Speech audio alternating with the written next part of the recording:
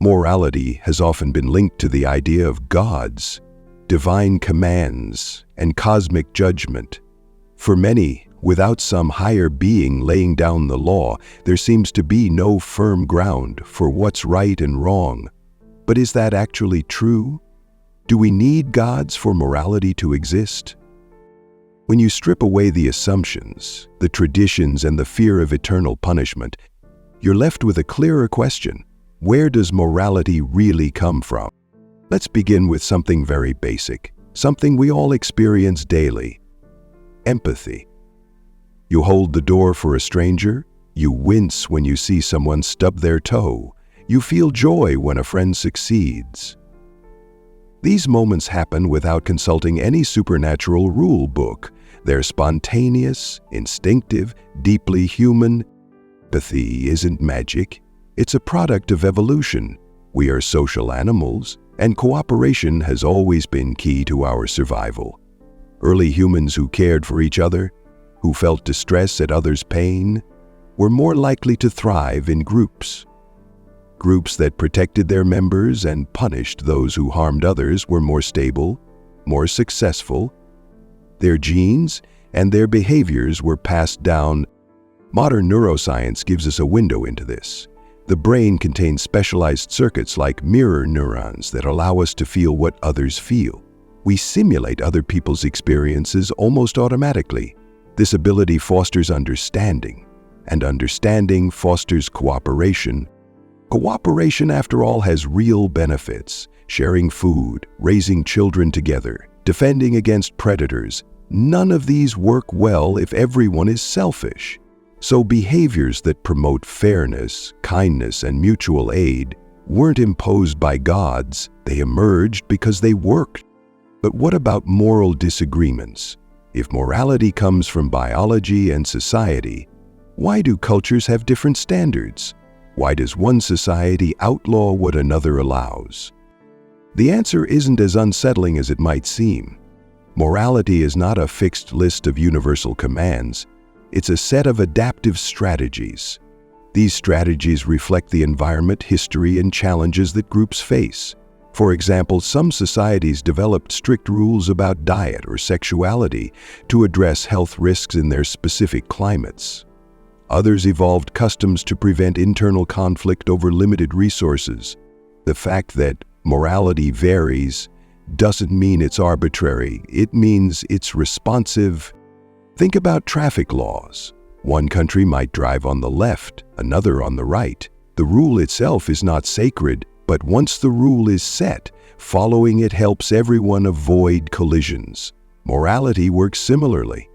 What matters is not that every rule is identical everywhere, but that the rules promote harmony, fairness, and well-being. And when rules stop serving these goals, they tend to change. For much of history, people justified slavery, torture, and oppression as moral or even divinely approved.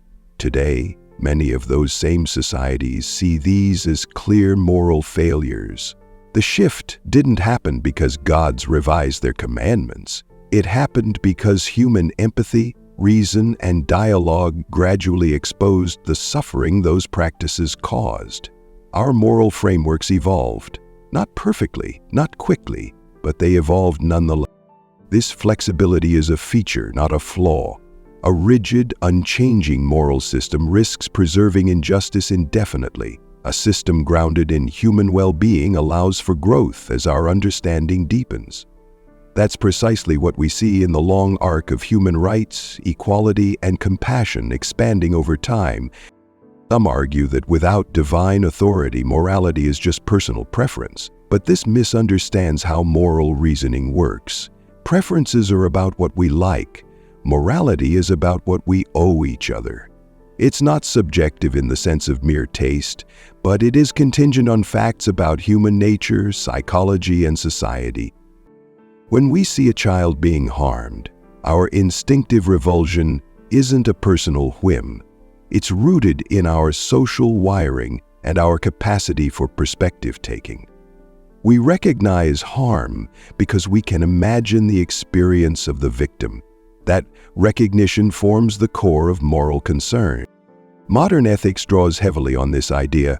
Philosophers like Peter Singer argue that morality expands as we become more aware of the interests and suffering of others. It's not dictated from above, but grows from our capacity to see beyond ourselves. The moral circle widens as we develop empathy for those once seen as outsiders, people of different races, genders, nationalities, or even species. Evolution explains why we care, but it also explains why our caring is sometimes limited. Tribalism, prejudice, and self-interest are also products of evolution. That's why moral progress requires conscious effort. It's why we have debates, institutions, and laws to refine our instincts and build systems that minimize harm. Laws, of course, are human creations too. They are not infallible reflections of objective morality, but they serve as frameworks for coordinating behavior in large, complex societies. And just like personal morals, legal systems evolve. They respond to new knowledge, shifting values, and ongoing debate. Take something like the growing recognition of animal welfare. For centuries, most societies viewed animals purely as resources. But as scientific understanding of animal consciousness has grown, so has moral concern. We now recognize that many animals experience pain, fear, and even joy. This expanding awareness reshapes our sense of obligation. Again, no God declared this shift. It emerged from inquiry, evidence, and empathy. Some might ask, if morality is so flexible, how can we say anything is truly wrong? Couldn't someone just claim that their preferences justify cruelty? The answer lies in shared reality.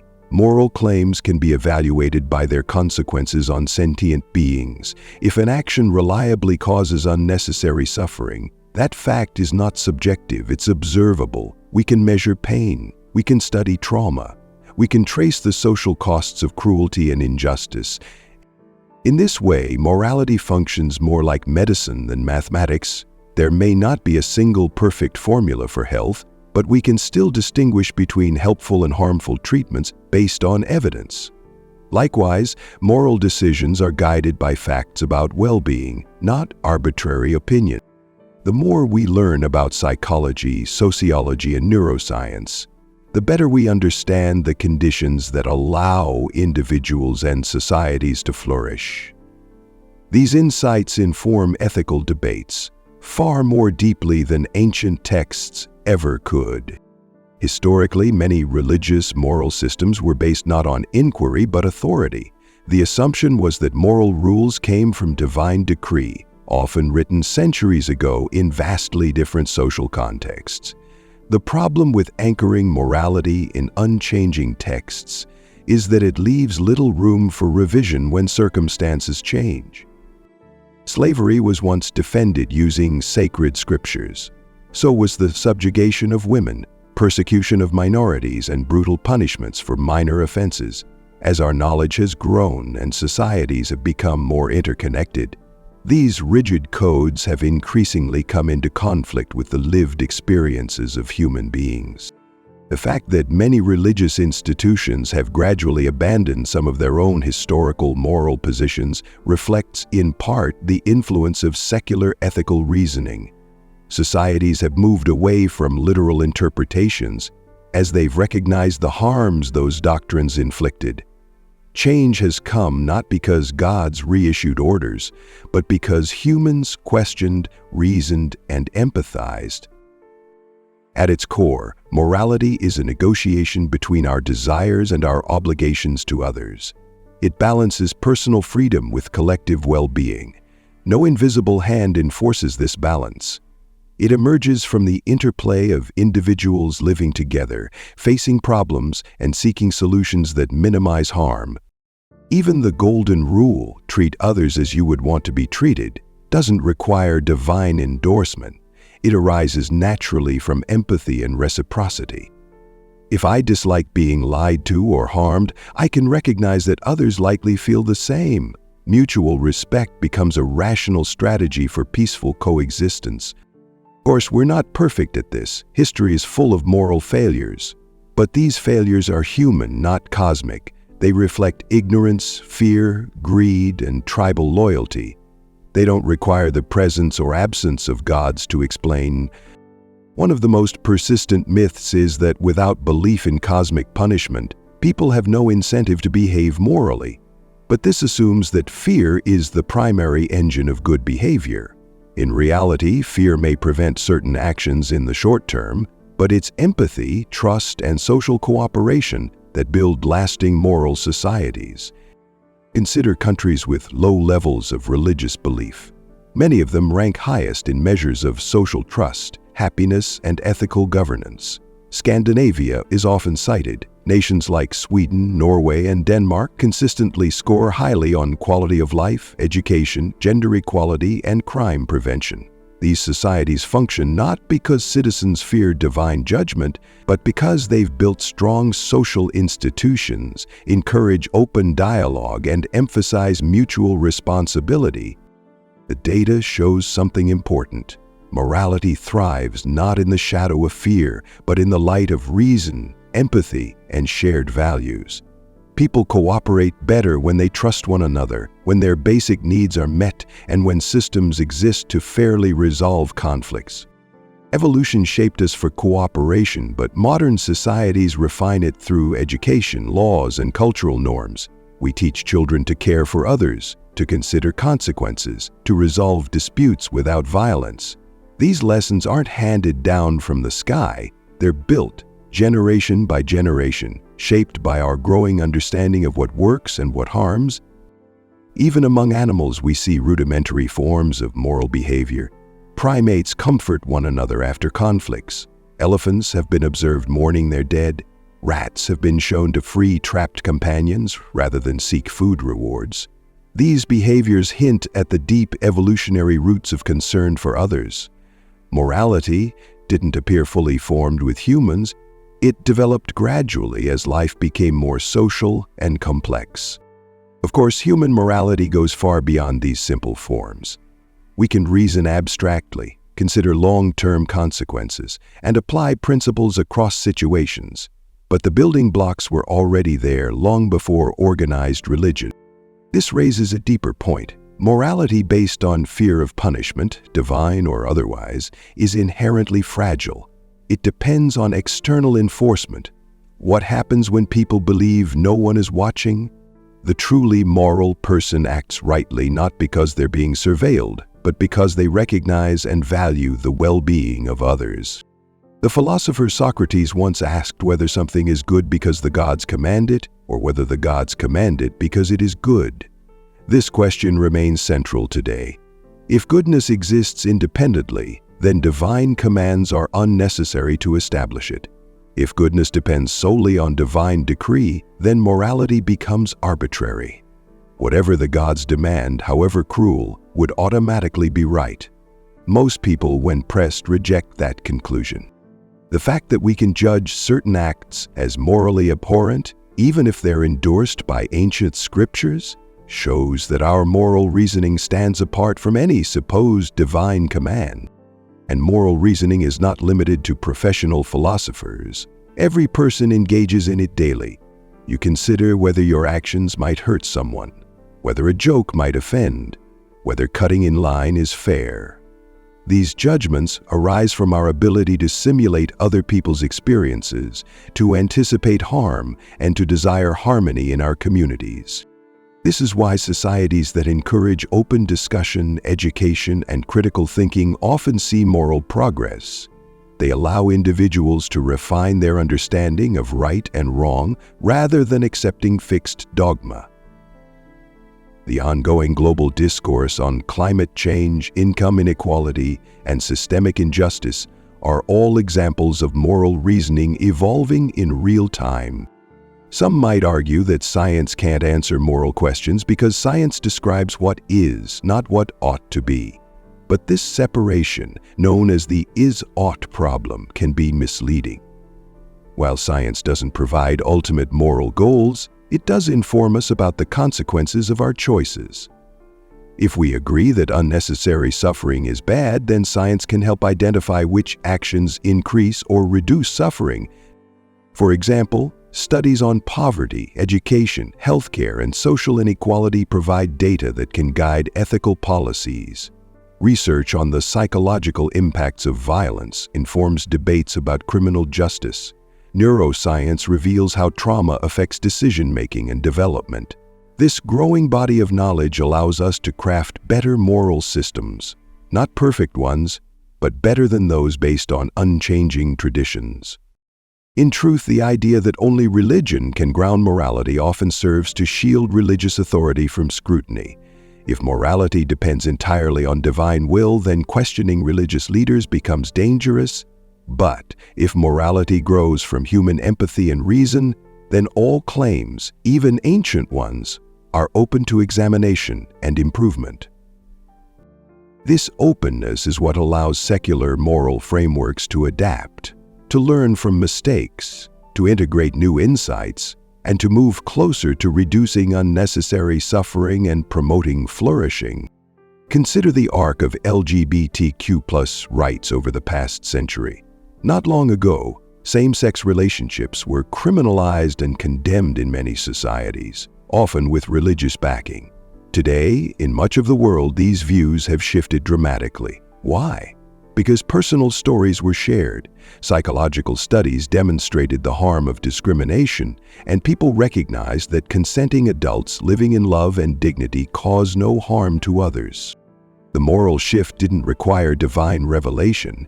It required listening, learning, and caring. In fact, many of the most profound moral advances in history were driven by individuals challenging the dominant religious morality of their time. Abolitionists, women's rights activists, and civil rights leaders often faced fierce opposition from religious institutions defending the status quo. Progress came not by obeying tradition, but by confronting it with reasoned moral argument. Even when religious groups later adopt these more progressive positions, they often do so under social pressure, not divine instruction.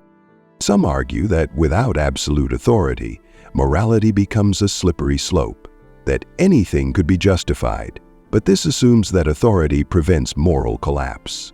History suggests otherwise. Some of the worst atrocities in human history were committed by people convinced they were carrying out divine will. When unquestionable authority merges with moral certainty, it can become dangerous precisely because it shuts down debate, empathy, and self-reflection. A secular, human-centered morality remains accountable to evidence and lived experience. It recognizes that humans are fallible, that we often fail, and that improvement requires humility. This humility allows us to recognize when we've caused harm, even unintentionally, and to adjust our norms accordingly. Take medical ethics as an example. Practices once considered acceptable, like lobotomies or electric shock treatments, were abandoned as research exposed their harm. The willingness to revise ethical standards in light of new evidence is a strength, not a weakness.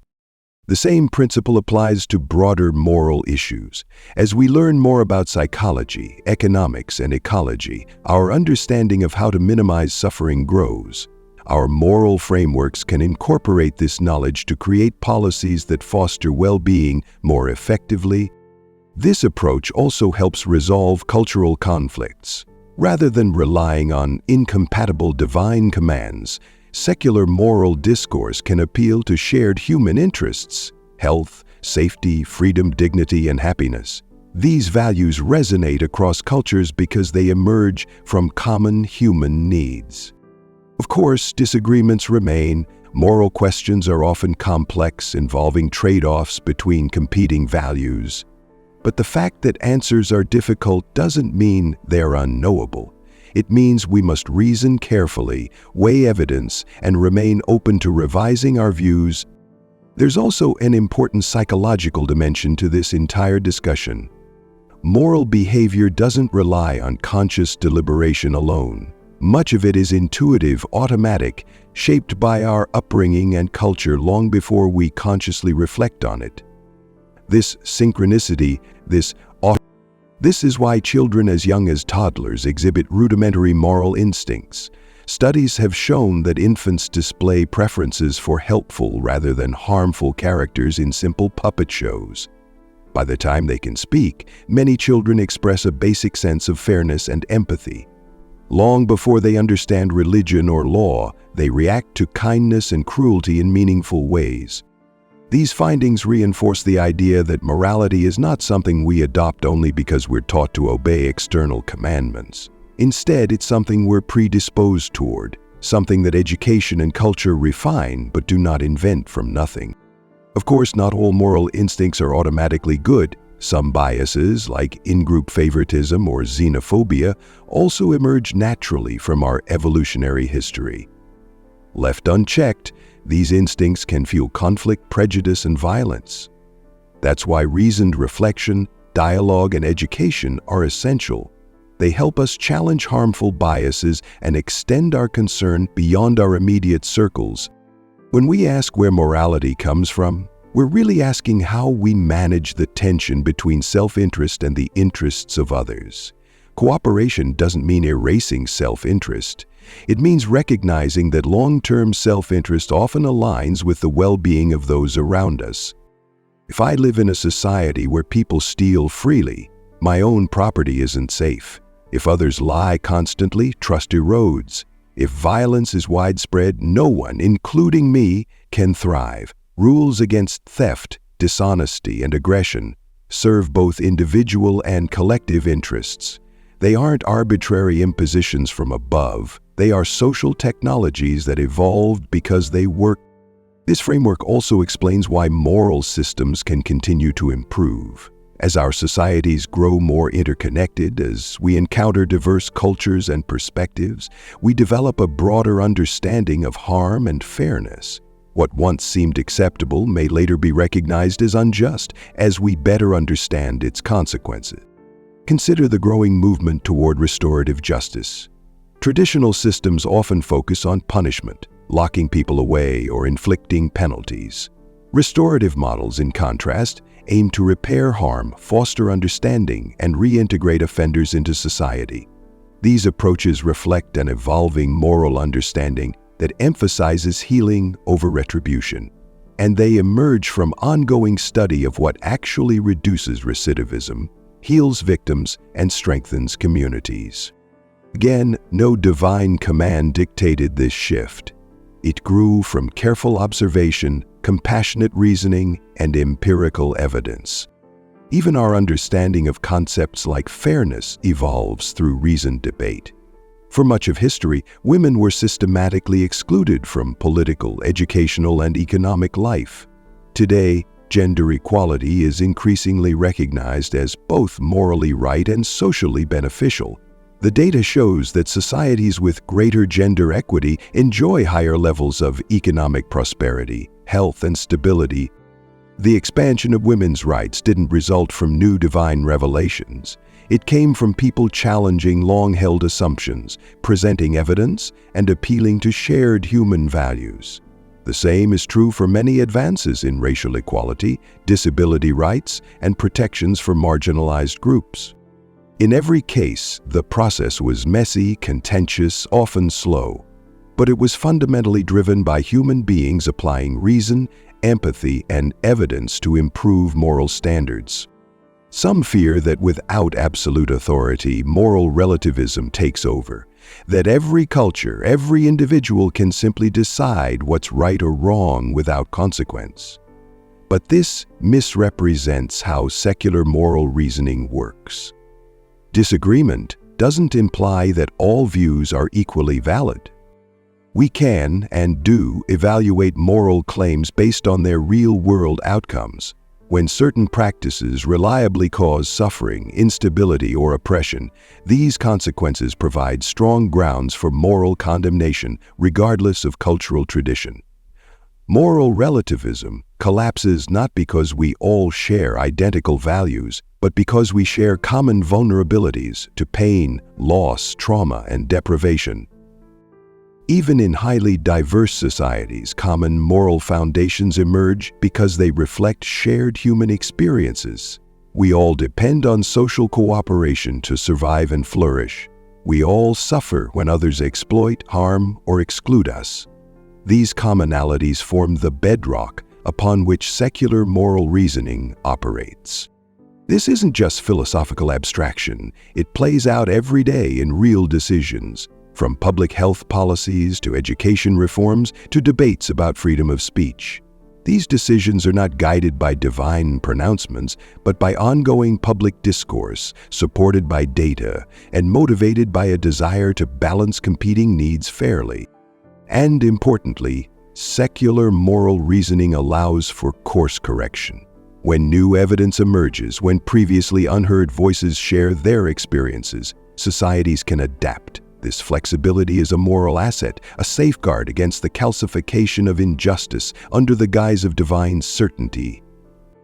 In contrast, when morality is tied rigidly to ancient authority, it becomes brittle, resistant to change, potentially dangerous. History offers countless examples of atrocities committed in defense of unchanging dogma.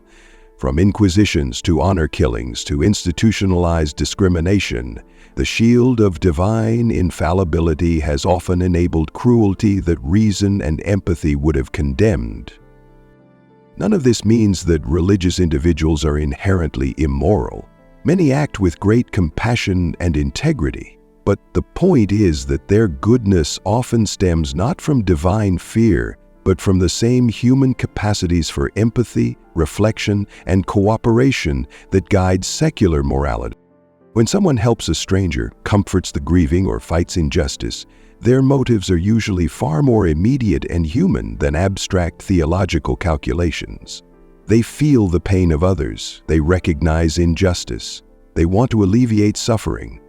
These impulses are deeply rooted in our nature, not imposed from outside it. Ultimately, the question isn't whether morality can exist without gods. The evidence shows that it can. The deeper question is whether morality is healthier, more just, and more adaptable when it's grounded in human experience rather than divine command.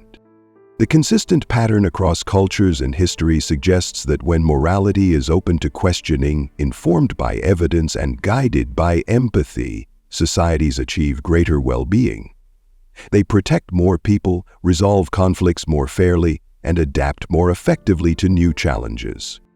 And perhaps most importantly, they cultivate moral responsibility, not by instilling fear of supernatural punishment, but by encouraging individuals to recognize their role in the well-being of others. Moral responsibility rooted in empathy is stronger than obedience rooted in fear. There's another misconception worth addressing, the idea that without divine authority, morality lacks meaning, that it becomes empty, purposeless, or cold. But in many ways, the opposite is true. When we recognize that morality comes from us, from our capacity to care, to reason, and to learn, our ethical choices gain more weight, not less. They're no longer about obeying distant commands, but about taking real responsibility for the impact of our actions.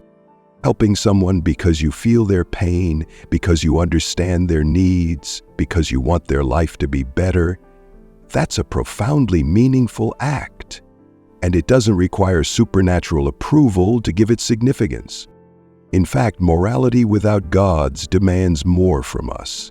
It calls us to pay attention, to listen carefully, to question our assumptions, to update our views as new evidence emerges.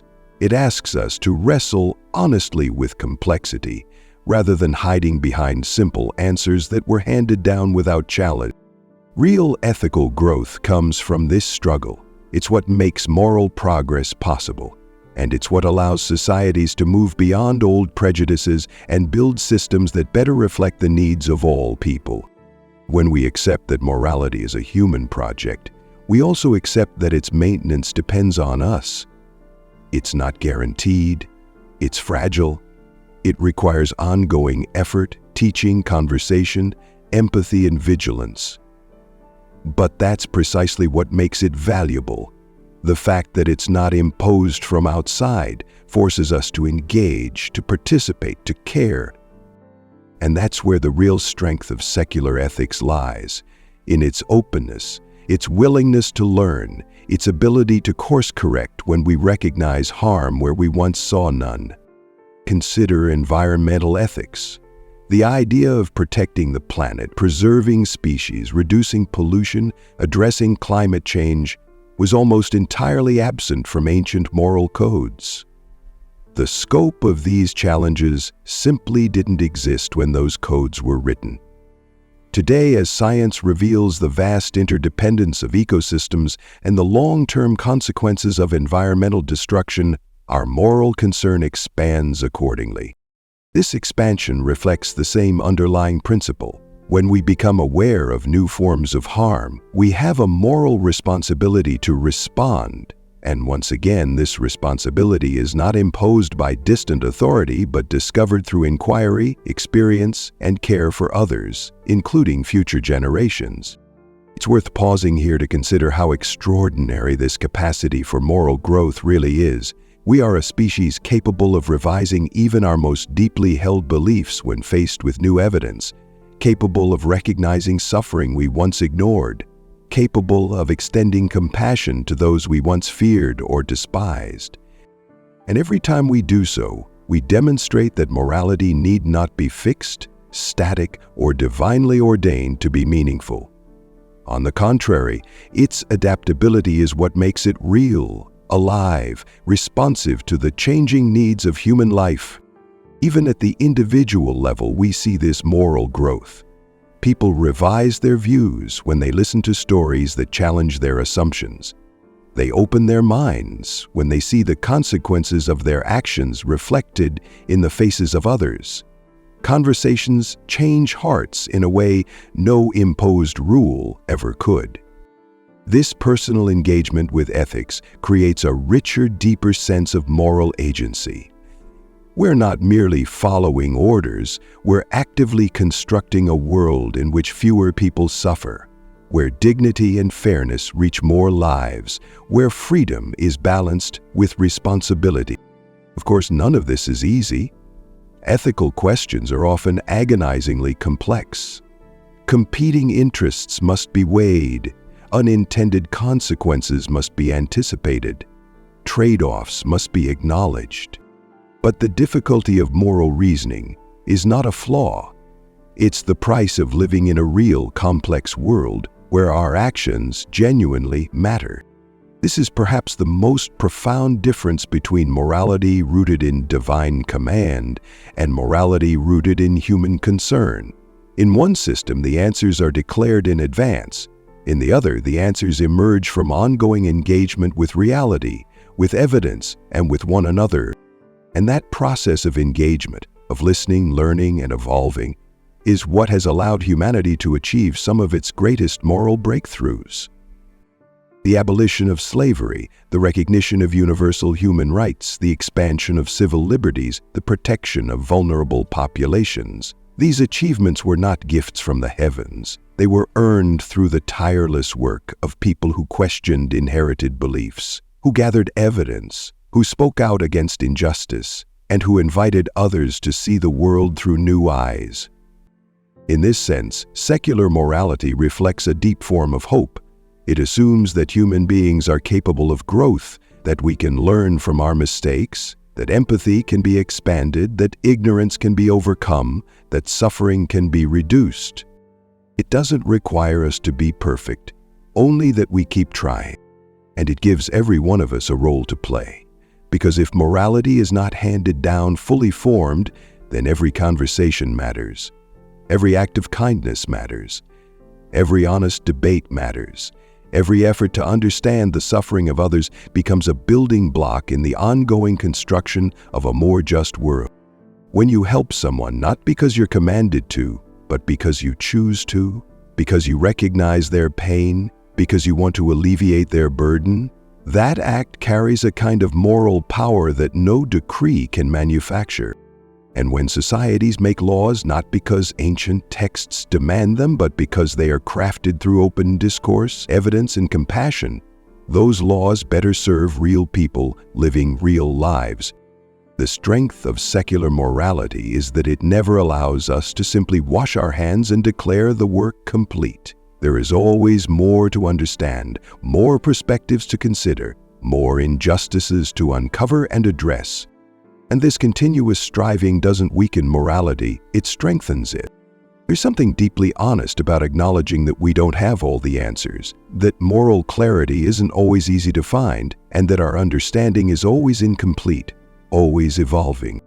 But this humility doesn't paralyze us, it challenges us. It demands that we keep thinking, keep learning, and keep listening. Precisely because the stakes are so high.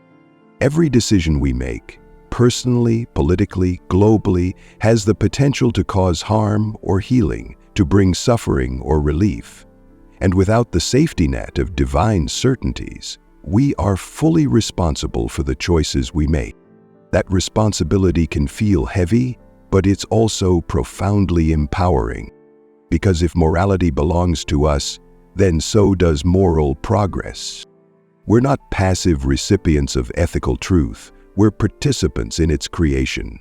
We shape our societies through our actions, our conversations, our institutions, our willingness to challenge injustice wherever we find it. And this work never ends. It continues every time we listen to someone whose experience differs from our own, every time we reconsider beliefs we once held without question, every time we weigh evidence carefully rather than clinging to comforting assumptions. This is the kind of morality that grows stronger with every act of honest inquiry, every act of empathy, every act of courage that says, we can do better. And perhaps that's the most hopeful thing about morality without gods. It's not rigid, it's not finished, it's not dictated by ancient texts frozen in time. It's alive, rooted in the real experiences of real people who live, suffer, dream, and hope. And as long as we remain willing to listen, to learn, and to care for one another, as long as we remain open to being wrong and committed to doing better, our moral compass doesn't need divine guidance to point us in the right direction. Because the measure of right and wrong has never ultimately been about pleasing unseen powers. It has always been, and will always be, about how our actions affect those who share this world with us. That's where morality lives. In us.